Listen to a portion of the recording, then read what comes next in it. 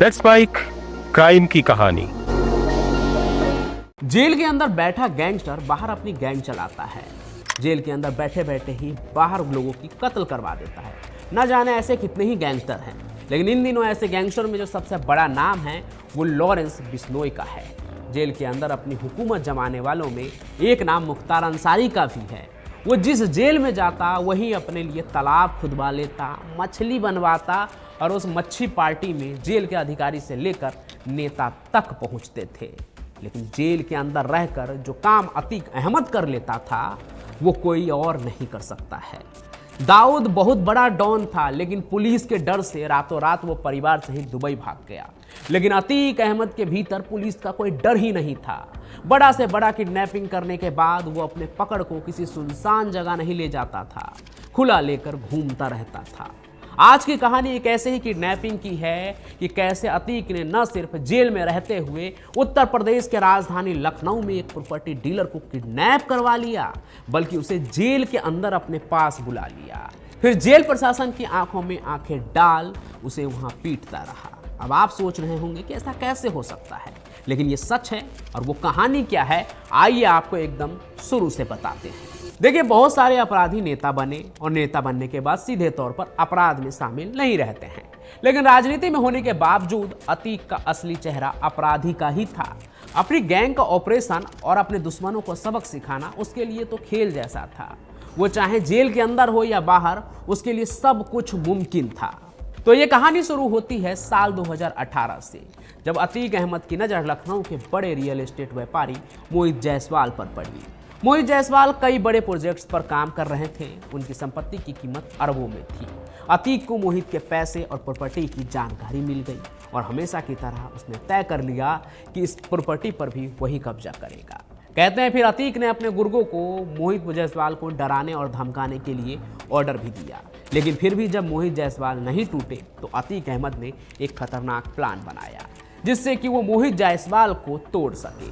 अतीक उस वक्त देवरिया जेल में बंद था और जेल के अंदर से ही उसने एक अपराध को अंजाम देने की तैयारी कर ली।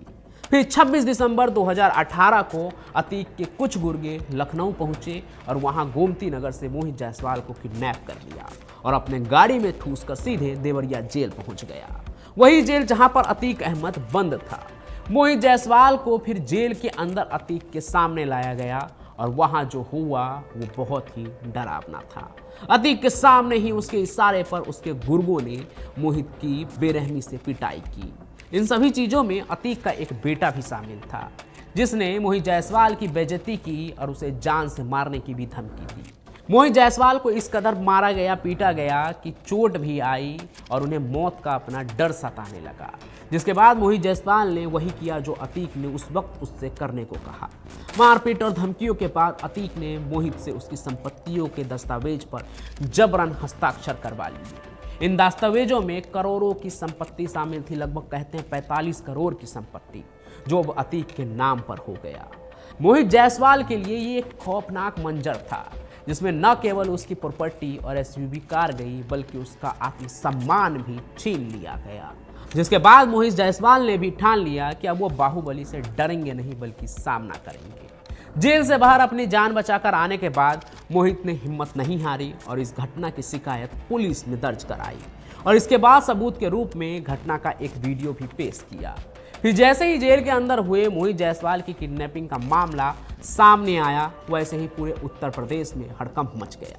मामला इतना गंभीर हो गया कि वो सीधे सुप्रीम कोर्ट तक पहुंच गया।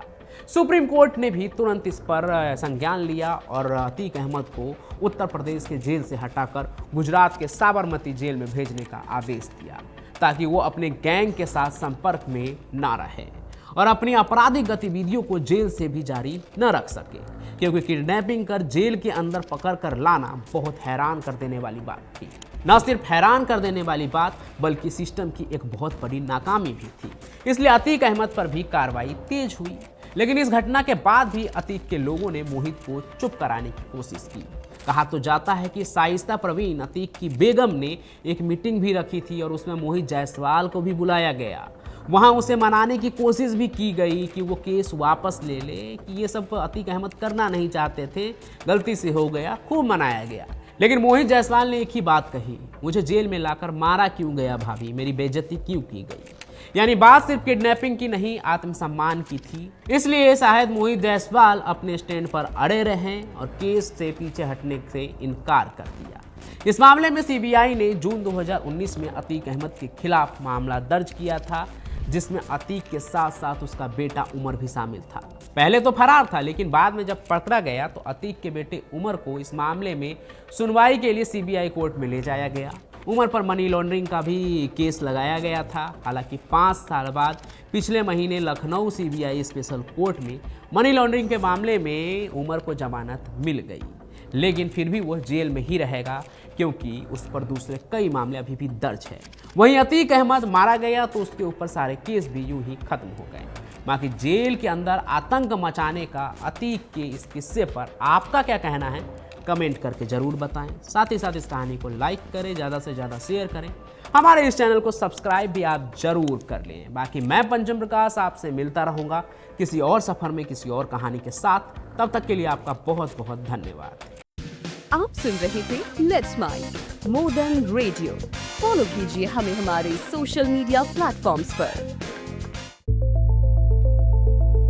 It's time for news. It's time for more than radio. Presenting the first radio news app, Let's Mic.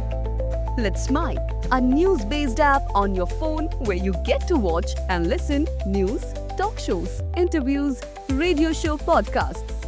On Let's Mic, you get all relevant information of TV, print, radio, podcast, and digital. Let's Mic talks about every segment of life.